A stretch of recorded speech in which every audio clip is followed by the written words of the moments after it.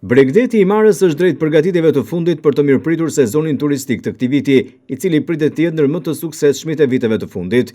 I njohur për ujërat e kristal të detit jon, plazhet e pastra dhe atmosferën mikpritëse, qyteti bregdetar vijon të mbetet një nga destinacionet më të preferuara, si për turistët vendas ashtu edhe për ata të huaj. Edhe pse kalendari shënon vetëm datën 19 prill, shenjat e para të sezonit kanë nisur të duken qartë. Plazhet dhe rrugët e qytetit po frekuentohen çdo ditë më shumë nga vizitorët që zgjedhin të kalojnë fundjavët pranë detit, ndërsa bizneset lokale kanë filluar aktivitetin me ritme të shtuara. Simbolikisht ardhja e dellëndysheve të para duket sikur jep edhe më shumë gjallëri qytetit, duke paralajmëruar një ver të mbushur me jetë dhe energji. Autoritetet vendore kanë ndërmarrë një stër masash për të garantuar një sezon sa më të suksesshëm dhe të organizuar. Bashkia e Himarës ka punuar për përmirësimin e infrastrukturës, pastrimin e hapësirave publike dhe menaxhimin e fluksit të turistëve, duke synuar që për çdo vizitor të ketë një eksperiencë sa më të këndshme gjatë qëndrimit në Himarë.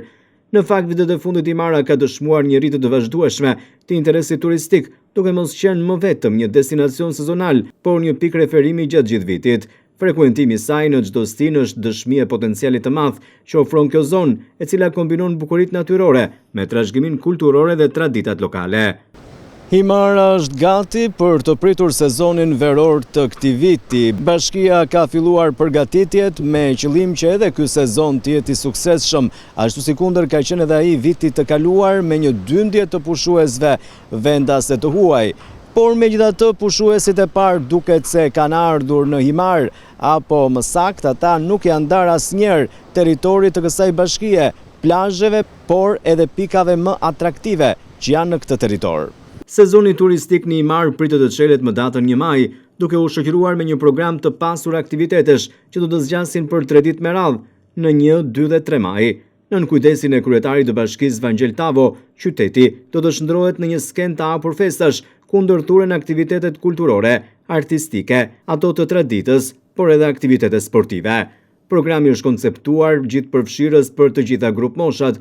Fëmijët do të kenë hapësira dedikuar argëtimi, të rinjtë do të mund të marrin pjesë në aktivitete dinamike dhe evente muzikore, ndërsa për të moshuarit janë menduar aktivitete më të qeta, por po aq tërheqëse.